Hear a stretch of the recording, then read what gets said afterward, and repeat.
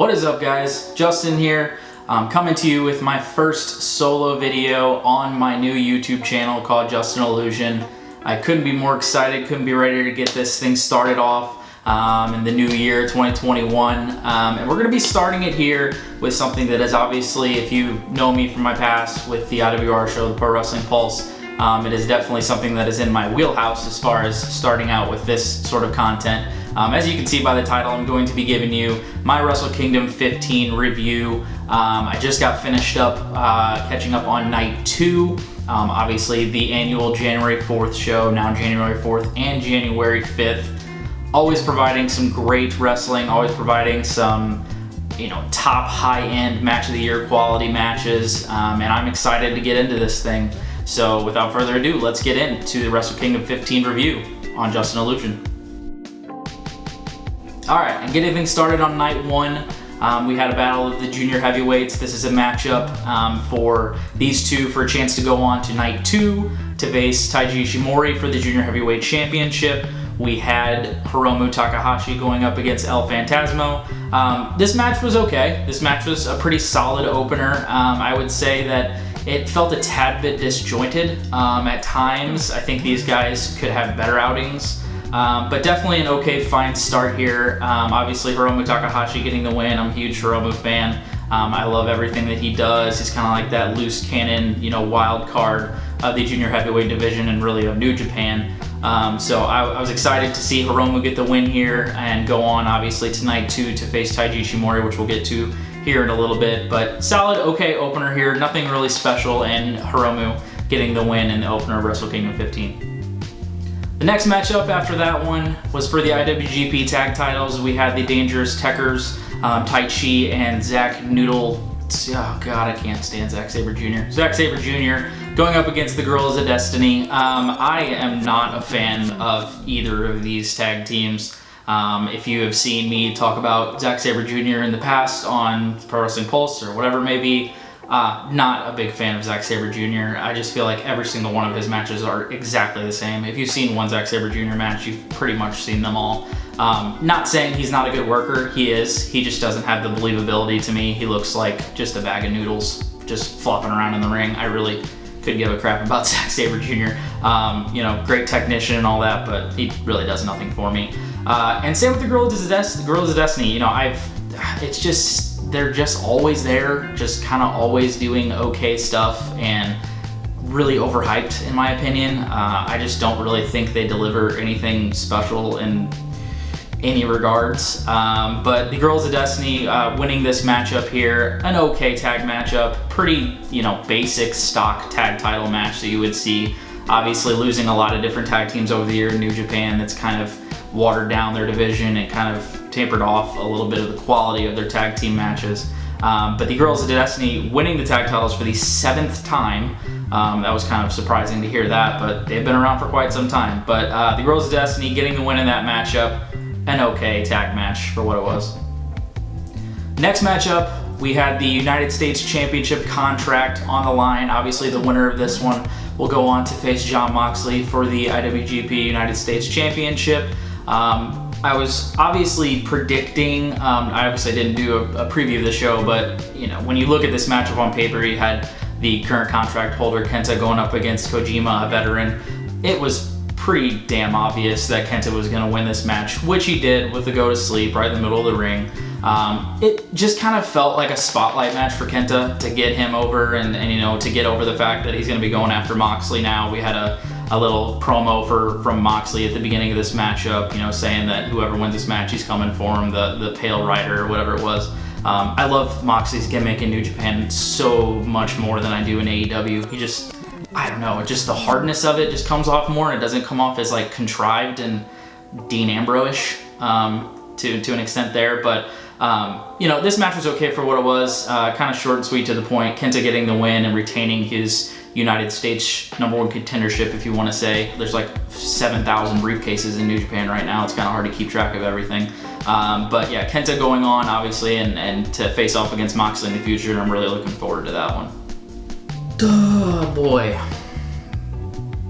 Next matchup, we had Hiroshi Tanahashi going up against Great Khan. this is my first viewing of Great-O-Khan, and hopefully my last viewing of a Great-O-Khan match. This guy is trash. Like, I do not ever want to see another one of his matches again. He comes off as a super generic-y, like, heel genie thing. I don't even know. It was dumb. And Tanahashi having to unfortunately try and make a match work with this guy. They did what they did. I literally didn't give a crap about this match. It was whatever. Obviously Tanahashi getting the win there. I don't know if Kato recently, you know, saw Aladdin for the first time. I really don't know what the hell is going on, but the entire time I was watching this, I was just like, this Great-O-Khan guy is like New Japan's Nia Jax. That's all I got out of this match. Like, I don't want to see Nia Jax ever again, and I really don't want to see Great-O-Khan ever again. So maybe they can go off into some fantasy land where we don't have to see them, you know, ever again in our lives, which would be really, really nice. Next matchup I was really looking forward to.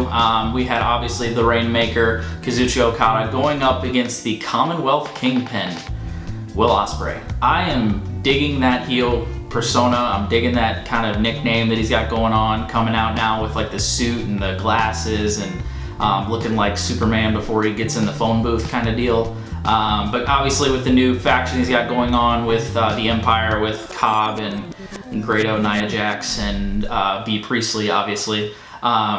You know, I'm digging what they're doing here. Obviously, they're trying to amp up Will Ospreay. They're trying to get him to, you know, that main event stature. He's had some really big matches with some high-end talent in New Japan and really delivered.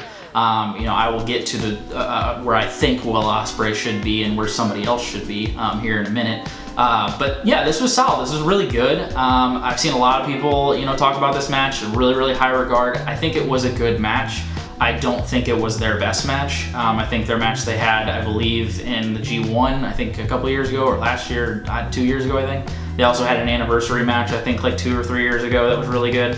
To me, this is about as stock as these guys can get. It was solid, it was good, but I think they can do better. And I think down the road they will do better. But obviously, yeah, Okada getting the win, it's, you know, 9 times out of 10 in this kind of situation, Okada's probably going to get the win. But kind of surprised by that. I thought they would maybe give Ospreay the kind of surprise win over, you know, the established name in New Japan and Okada, but not seeing that there. But definitely a great showing from Ospreay and obviously a great showing from Okada. Okada getting the win here, and I'm intrigued to see where both go, especially where Ospreay goes in the future. Okay, next up we have the main event of night 1. We have the double titles on the line, the IWGP Heavyweight and the IWGP Intercontinental title on the line, with champion, my boy, Tetsuya Naito, going up against the Golden Star, Kota Ibushi, the G1 Climax winner. Obviously really looking forward to this one. This is one of my favorite rivalries in New Japan in the last, you know, 5 years or whatever it may be, since these guys have, you know, gone out there and pretty much murdered each other every single time they have a match. You know, these guys obviously go out there, put a ton of effort in. They give every single bit of what they got every time they're in there with not only each other, but pretty much everyone else. I'm a huge fan of both of these guys. A huge fan of Tetsuya Naito as the world champion. I think he's obviously a great, you know, champion that he's gone with, you know, doing the great stuff he did with the IC title, just dragging it on the ground with his heel persona, and then now kind of carrying, you know, the company with both championships that he won last year at Wrestle Kingdom and that great kind of 2-night, basically championship crowning that he kind of had once again, becoming the IWGP World Champion. But yeah, this match was great. Obviously, these guys can pretty much go out in their sleep, just like Okada and Ospreay. They can go out there and have a great match. I definitely think they delivered. I think it was the best match of the night. And it was kind of predictable that they were going to go with Ibushi. I'll talk later again once we get to the main event of night 2 about how I feel like they should have possibly booked this show. But yeah, we get the crowning moment of Ibushi finally getting his world championship and winning the Intercontinental Championship as well. So a huge moment for Ibushi, getting the win here and becoming the double champion. Great outing from both guys, great effort, outstanding work. The last little stretch of about 5 to 10 minutes there was, you know, outstanding. So great effort here from both guys, and really capping this night 1 off with, you know, basically the 2 highlights of Okada Ospreay and then Naito and Ibushi for the championships. But, you know, solid way to end this night. Obviously some great work from both guys, and Kota Ibushi, your new IWGP Heavyweight and Intercontinental Champion. let's see what night 2 held for us. So coming off of that big win from Kota Ibushi, we go into night 2 of Wrestle Kingdom 15. We start off with the provisional King of Pro Wrestling Championship or title or trophy or whatever the hell thing they have carrying out, because like I said, it seems like everybody that comes out either has a trophy or briefcase or a title or a cat or whatever it may be. But we have Toru Yano, the comedic relief of New Japan, going up against Bushi, Bad Luck Fale, and Chase Owens. Chase Owens and Fale, obviously, of the Bullet Club, if you can still call it that anymore, because it's kind of like the Rubber Bullet Club at this point. I literally just came up with that off the top of my head. I'm pretty proud of myself. Yeah, I mean, this was okay. It was whatever. I mean, it's your typical kind of comedic Toru Yano match. Obviously, get the double low blow finish to Fale and Owens, and then pinning Bushi to get the win there. You know, Toru Yano's fun. It's fun little stuff to watch. Obviously, nothing really of a match, but Toru Yano kind of retaining his King of Pro Wrestling Championship, which is hilarious to call Toru Yano the King of Pro Wrestling, but it's only fitting for his comedic style character. But yeah, his stuff's always fun, and you know, always kind of a blast to see him just do crazy stuff here and there. But Toru Yano retaining his King of Pro Wrestling Championship in that one. Next matchup, we had the junior tag titles on the line when champions Suzuki-gun, Desperado, and Kanemaru went up against Taguchi and Wato. This was fine. Kind of like how night 1 started. It basically just got the crowd, you know, hyped for what the night was going to deliver, which was an outstanding night 2. Again, nothing really special here. Solid little tag match, and we have obviously Suzuki-gun retaining the tag titles here. You know, their junior tag division and regular tag division has really fallen off, obviously, since AEW started up, and a lot of their talent has kind of either gone there or to WWE or NXT or whatever the case may be. But, you know, not having the likes of the Young Bucks in there anymore to really just have killer matches, or Roppongi 3K for that matter. You know, hopefully Sho can continue his way up into the, you know, junior heavyweight division or wherever he's going to go, because I think he's an outstanding worker. But this was fine. Nothing really special. Like I said, just kind of getting the crowd, you know, into the show and ready for what was to come later in the night. Whew, man. Next one up, we had the Never Openweight Championship on the line when champion Shingo Takagi went up against Jeff Cobb. Holy crap, was this a great match. This was outstanding. These guys went out there and absolutely beat the living shit out of each other, and cut a great pace. You think on paper this is just your typical hoss fight, but these guys are so much more than that. You know, obviously bringing the heaviness of the striking and just throwing themselves all over the place in this match with, you know, over the top suplexes and different shit like that, just killing each other, but cutting an outstanding pace. These guys are moving like junior heavyweights out there. This was by far the match of the night. I think it was the match of Wrestle Kingdom as a whole over the 2 nights. This is outstanding stuff. I can't say enough about Shingo. He's one of my favorites in New Japan and all of the world, honestly. I've been watching this guy for quite some time, back in freaking Dragon Gate, you know, having great matches with Bryan Danielson. And now you see where he's at now, and pretty much a lock to be, you know, a match of the night contender and having match of the year contenders every time he's out there. He's just one of the, I think, unsung heroes of New Japan, not getting the notoriety of an Okada or Tanahashi or, you know, Ibushi's and Ospreys, those kind of guys. I think he's kind of in that next tier of recognition, and he should be way up there as far as getting the recognition, because he's put on some of my favorite matches over the last couple of years and absolutely killing it since he's come to New Japan. Yeah, I really don't know what else you can say about this. It was tremendous stuff. They worked a great pace. They did not let up. They had the hoss mentality, you know, the stiffness and the shots and the suplexes and all that great stuff. But yeah, I just can't get over the pace that they cut for the size that they are. These guys are tremendous athletes and put on an outstanding matchup. To me, this, out of anybody, I was really super impressed by Jeff Cobb. I've never been a huge Jeff Cobb fan. I think he's kind of underwhelmed in some cases, but in this one, definitely not doing that. Obviously delivered an outstanding match from as soon as the match started. You just tell an intensity, and he was going out there to really prove something, you know, with Shingo, and knowing that he can go out there and put on an absolute classic, which is exactly what they did here. So a great showing from Cobb, and obviously outstanding showing from Shingo, like he always does, and retaining his Never Openweight Championship, and a classic here at Wrestle Kingdom 15. So So after that absolute classic with Shingo and Cobb there, these guys had the misfortune of having to go in there and follow that, which was former tag partners Sonata and Evil going one-on-one. These guys actually had a really solid match. I thought they got the crowd back involved. Obviously, the big, exposing so much energy with that crowd and getting involved with that previous match. It's always, not favorable to have to go after something. It's like having to go after, Shawn and Undertaker at WrestleMania 25 or something. Like, it's not preferable place to be. But these guys got the crowd back involved with it. Sonata getting the win with that, Muta moonsault, Katie Muta moonsault there. I believe I might have screwed that one up. People out there will correct me if I didn't.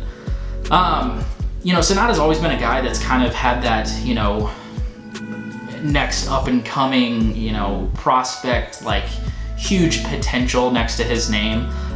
He's had great matches, he's had great outings. I just don't think he has the confidence in himself, maybe, as much as, people out there believe in his work rate and ability. Obviously, he's kind of not uber charismatic by any means. He's kind of got the charisma of a doorknob, but he works a great style. He always works with whoever he's in there with. I remember a great match he had with Okada, I think at G1 or New Japan Cup a couple years ago. But he just needs to have that extra, air of confidence and kind of belief in himself that he can be up there with the Okadas and Tanahashis and Ibushis and Naitos and all those kind of guys.